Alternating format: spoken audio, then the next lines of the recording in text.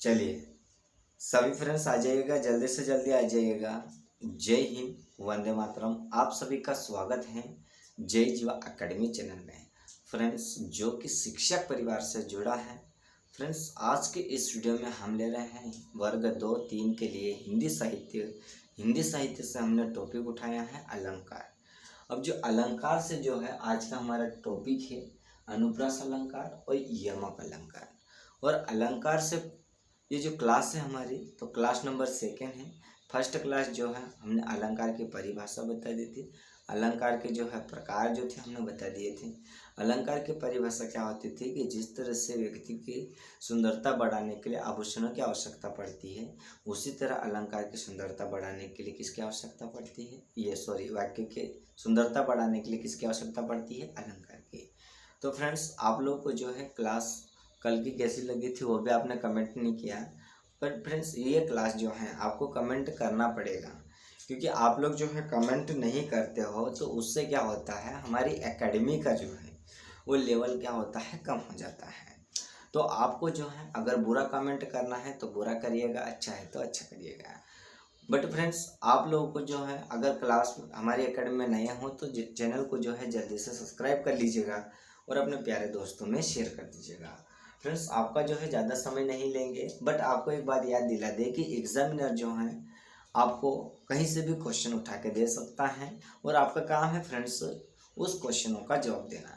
Friends आपको एक बात ये भी जो है कि हम जो है हमारी एकेडमी जो है आप लोगों के लिए थ्योरी लेकर आती है, ताकि थ्योरी से क्या होता है, आप जितनी थ्योरी पढ़ोगे तो उतने ही आप क्वेश्चनों के आंसर बना पाओगे। और अगर आपने जो है क्वेश्चनों को जो है 2000 से लगा के 10,000 पे अगर आप क्वेश्चन याद करते हो तो फ्रेंड्स उसकी कोई गारंटी नहीं है कि उसी क्वेश्चन में से आपको एग्जाम में क्वेश्चन देखने को मिलेंगे। और अगर आप थ्योरी पढ़ते हो तो उसकी फुल गारंटी है फ्रेंड्स, क्योंकि अगर आपको जो है 100 में से जो है अगर 60-70% अगर थ्योरी समझ में आती है तो आप लोग जो है एग्जामिनर के क्वेश्चनों का जवाब जो है आसानी से दे दोगे। तो जैसा कि अभी जो है हम क्लास स्टार्ट करते हैं, बट फ्रेंड्स जल्दी से जल्दी चैनल को सब्सक्राइब करो, जल्दी से जल्दी करो। चलो कर दिए होंगे। अब देखिएगा, अब जैसे हम क्लास स्टार्ट करते हैं तो क्लास क्या है, तो पहले हमारी है तो अनुप्रास अलंकार। अब अनुप्रास अलंकार क्या है, उसकी परिभाषा क्या है, ये हमें पता करना पड़ेगा। ठीक है, तो जब किसी काव्य को सुंदर बनाने के लिए किसी वर्ण की बार बार आवृत्ति हो तो वह अनुप्रास अलंकार कहलाता है। क्या होता है फ्रेंड्स, इसमें जो होता है कि अगर काव्य की जो है क्या बनाने के लिए, सुंदर बनाने, काव्य को क्या बनाने के लिए, सुंदर बनाने के लिए किसी वर्ण का, मतलब कोई सा एक वर्ण जो होता है उसके बार बार क्या होती है, आवृत्ति होती है। क्या होती है, आवृत्ति होती है, उसे ही तो क्या कहते हैं, अनुप्रास अलंकार कहते हैं। किसी विशेष वर्ण की आवृत्ति से वाक्य सुनने में सुंदर लगता है। जैसे कोई सा वाक्य जब जो हम जो है बार बार अगर आवृत्ति होती है तो उस वाक्य का जो सुनने का जो आनंद होता है ना, और जो सुनने का जो उसका प्रभाव जो होता है ना, बहुत अच्छा लगता है, सुंदर लगता है। जैसे आप लोगों को जो है हमने कुछ यहाँ पे एक वाक्य लिया है, तो जैसे चारों चंद्र की चंचल किरणें खेल रही थी जलथल से। अब देखो इसमें एक ऐसा वर्ण है जो बार बार आ रहा है। देखो च से चारू, च से चंद्र, च से चंचल, देखो बार बार मतलब आ रहा है, 2 से 3 बार आ चुका है। तो चारों चंद्र की चंचल किरणें खेल रही थी जलथल में, कहने का मतलब ये है कि चंद्रमा की जो किरणें हैं वो चारों ओर कैसी, चारों ओर क्या हो रही थी, खिल रही थी। जल और थल में खिल रही थी, मतलब जल में भी दिखाई दे रही थी और भूमि पे भी दिखाई दे रही थी। थल मतलब भूमि होती है, ठीक है, पृथ्वी होती है। तो जल और थल दोनों में क्या हो रही थी, तो चमक रही थी। क्या हो रही थी, चमक रही थी। जैसे कोई मान लो अगर आप कोई सी लीला देखते हो तो उसमें क्या होता है, किसी के पैर में घुंघरू है, छन छन छन छन नाचे रे। तो वैसे ही मतलब ये क्या है कि चारों चंद्र के चंचल किरणें खेल रही थी जलथल में। ठीक है, तो इसका जो उदाहरण जो हमने लिया था, तो उस उदाहरण की जो आवृत्ति होती है वो च की होती है। किसकी, किसकी आवृत्ति हो रही है? च की हो रही है, क्योंकि च क्या है? बार बार आ रहा है। क्या है? च बार बार आ रहा है, तो इसलिए इसमें जो है आवृत्ति कौन सी है? आवृत्ति किसकी हो रही है? तो च की आवृत्ति हो रही है। किसकी हो रही है? च की।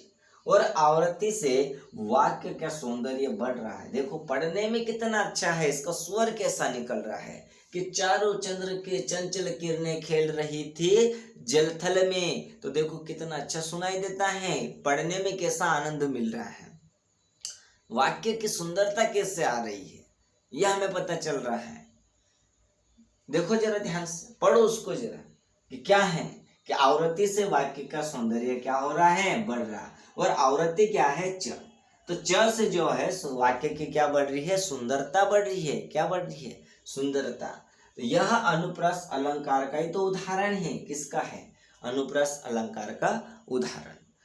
अब आगे देखिएगा, जो अनुप्रास अलंकार है ये आपको मैंने बताया परिभाषा। अगर आपको एग्जाम में पूछ ले कि किस वर्ण की बार बार आवृत्ति हो तो वह कौन सा अलंकार कहलाता है, तो कौन सा कहलाएगा?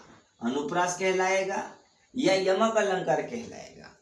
तो आपको ये याद रखना है फ्रेंड्स कि अगर जिस वर्ण की मतलब बार बार आवृत्ति होती है तो वह अनुप्रास अलंकार कहलाता है।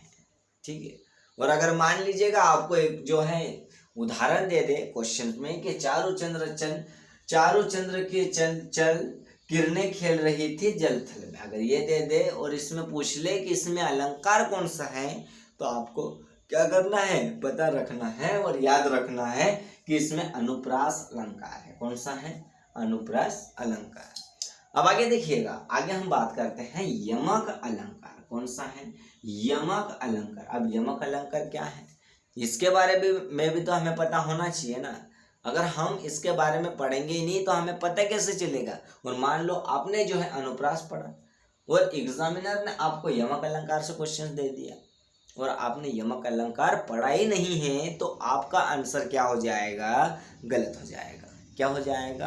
गलत। आगे देखो, जिस प्रकार अनुप्रास अलंकार में किसी एक वर्ण की आवृत्ति होती है, देखिएगा अनुप्रास जो अलंकार है ना उसमें एक वर्ण की क्या होती है? बार बार आवृत्ति होती है। तो उसी प्रकार यमक अलंकार में, उसी प्रकार कौन से अलंकार में?